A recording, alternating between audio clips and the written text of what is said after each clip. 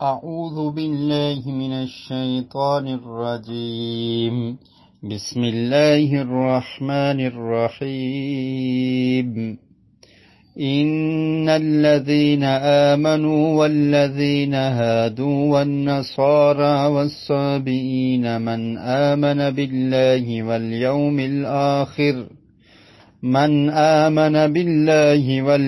الآخر وعمل صالحا فلهم أجرهم عند ربهم ولا خوف عليهم ولا هم يحزنون. سورہ بقرہ آیت نمبر 62. ان الذین، بے شک وہ لوگ، آمنو جو ایمان لائے، والذین ہادو اور وہ لوگ جو یہودی ہوئے، والنصارى اور جو کرسچن عیسائی ہوئے، والصابئین اور جو صابی ہیں، من آمن جو ایمان لایا، باللہ اللہ پر، والیوم الآخر اور آخرت کے دن پر، وعمل صالحا اور عمل کیے نیک، فلہم ان کے لیے، اجرہم ان کا بدلہ ہے، عند ربہم ان کے رب کے پاس، ولا خوف علیہم اور نہیں ہوگا کوئی خوف ان پر،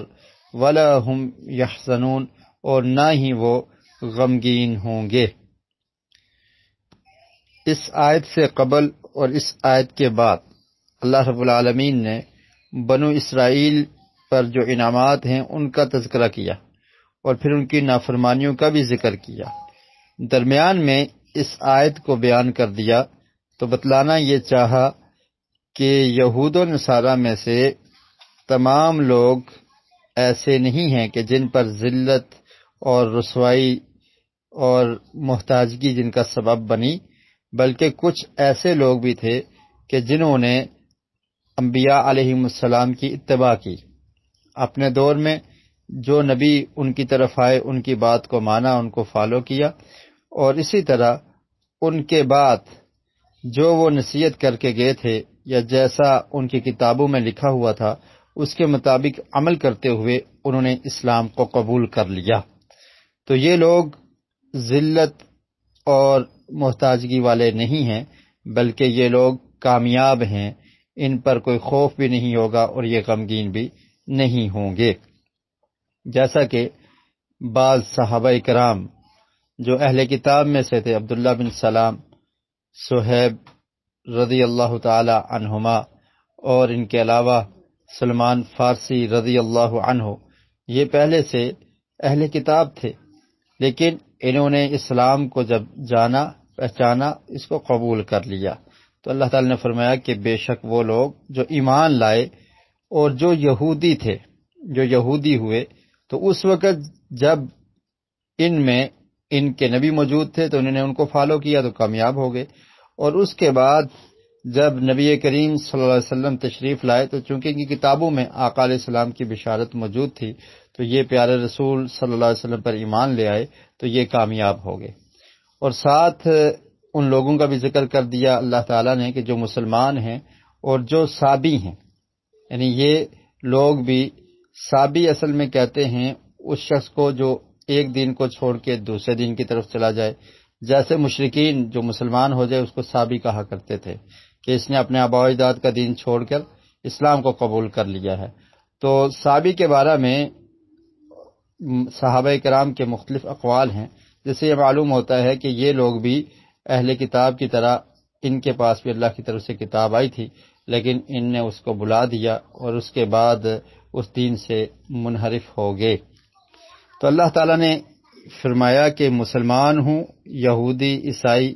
یا صابی، تو سب کا تذکرہ کر دیا کہ اللہ تعالیٰ کے ہاں کوئی خاص نسل، اس کو فوقیت حاصل نہیں ہے، بلکہ ان میں سے جو بھی آمن باللہ، اللہ پر ایمان لاتا ہے اور شریعت کو فالو کرتا ہے، ہر دور میں جو شریعت رہی اس پر چلنے والا ہی کامیاب ہے. اب چونکہ دین اسلام ہے تو اللہ تعالیٰ نے قرآن مجید میں ارشاد فرمایا وَمَن يَبْتَغِ غَيْرَ الْإِسْلَامِ دِينًا فَلَن يُقْبَلَ مِنْهُ، کہ جو بھی اسلام کے علاوہ کوئی اور دین تلاش کرتا ہے تو وہ اس سے قبول نہیں ہوگا. تو فرمایا کہ جو ایمان لاتا ہے اللہ پر، آخرت کے دن پر، اور پھر شریعت کے مطابق نیک اعمال کرتے ہوئے زندگی بسر کرتا ہے فَلَهُمْ أَجْرُهُمْ عِنْدَ رَبِّهِمْ، تو ان کا بدلہ ان کے رب کے ہاں ہے، وَلَا خَوْفٌ عَلَيْهِمْ، اور ان پر کوئی خوف بھی نہیں ہوگا، وَلَا هُمْ يَحْزَنُونَ، اور نہ ہی وہ غمگین ہوں گے۔ بعض لوگ اس آیت سے یہ استدلال کرنے کی کوشش کرتے ہیں کہ اگر یہود و نصارہ یا سابی لوگ، دیگر لوگ جو غیر مسلم ہیں، وہ بھی نیک اعمال کریں گے تو اس کا ان کو بدلہ ملے گا اپنے دین پہ رہتے ہوئے اگر نیکیاں کریں گے، جبکہ یہ بات درست نہیں ہے۔ نبی کریم صلی اللہ علیہ وسلم نے ارشاد فرمایا، صحیح مسلم میں حدیث ہے کہ کوئی بھی یہودی یا عیسائی جو میرے بارے میں سن لیتا ہے اور مجھ پر ایمان نہیں لاتا تو جہنم اس کا ٹھکانہ ہے۔ اور قرآن مجید کی وہ آیت جو ابھی میں نے پڑھی کہ وَمَن يَبْتَغِ غَيْرَ الْإِسْلَامِ دِينًا فَلَن يُقْبَلَ مِنْهُ، کہ جو بھی اسلام کے علاوہ کوئی اور دین تلاش کرتا ہے تو اس کا وہ دین قابل قبول نہیں ہے۔ تو اب صرف اسلام ہی قابل قبول دین ہے، اور جو اس کو فالو کرے گا، اس کے مطابق عمل کرے گا، وہی کامیاب ہے۔ اور یہود نے نبی کریم صلی اللہ علیہ وسلم کا انکار اسی تعصب کی بنا پر کیا تھا کہ یہ نبی ہم میں سے نہیں ہے، تو اللہ رب العالمین نے قرآن مجید میں ان کو کافر کہا ہے۔ تو اس سے یہ ثابت ہوتا ہے کہ ایمان وہی قابل قبول ہے جو اللہ پر سچا ایمان اور نبی کریم صلی اللہ علیہ وسلم کی نبوت اور رسالت پر جو شخص ایمان لاتا ہے تو اس کو یہ بشارت حاصل ہے۔ وَإِذْ أَخَذْنَا مِيثَاقَكُمْ وَرَفَعْنَا فَوْقَكُمُ الطُّورَ خُذُوا مَا آتَيْنَاكُمْ بِقُوَّةٍ وَاذْكُرُوا مَا فِيهِ لَعَلَّكُمْ تَتَّقُونَ۔ وَإِذْ أَخَذْنَا، اور جب، یعنی یاد کرو اس وقت کو کہ جب اخذنا، ہم نے میثاقکم، تم سے پختہ عہد لیا، تم سے پختہ عہد لیا، ورفعنا فوقکم، اور بلند کیا تمہارے اوپر، الطور، کوہ طور کو،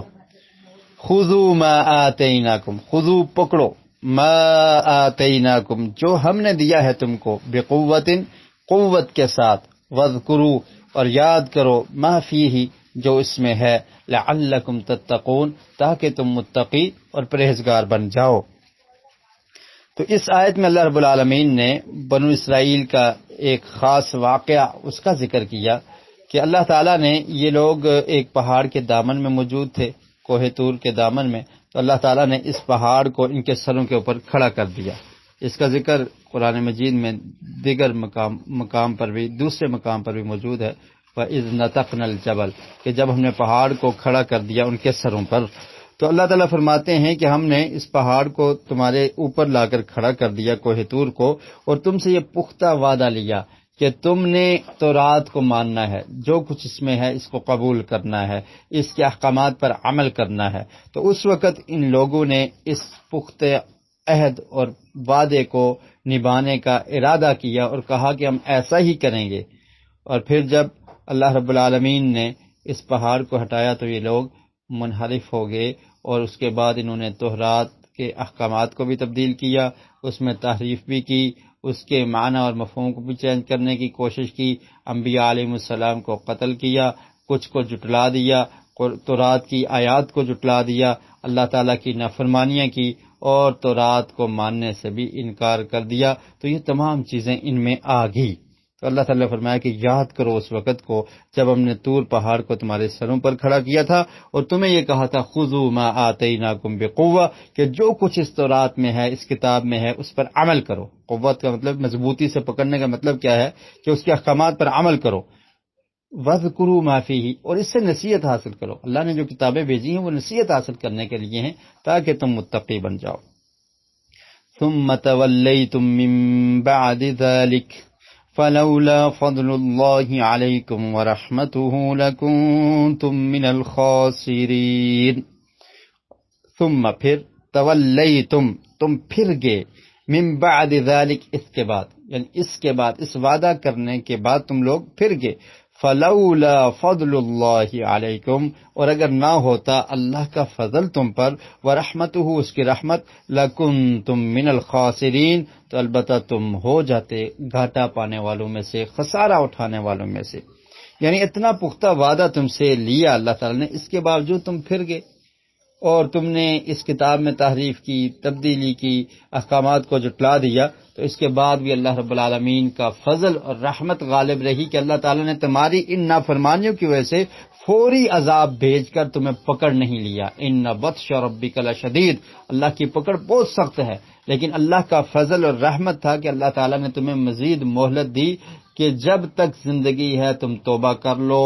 اور توبہ کرنے کے بعد سیدھے راستے پہ آ جاؤ۔ تو یہ مہلت اللہ کا فضل اور رحمت ہے کہ اللہ تعالیٰ نے تمہیں یہ مہلت دی رکھی کہ تاکہ تم ٹھیک ہو جاؤ اور تم نقصان اٹھانے والوں میں سے نہ ہو جاؤ اور بچ جاؤ۔ اللہ رب العالمین قرآن مجید کو سمجھنے کی اور عمل کی توفیق نصیب فرمائے۔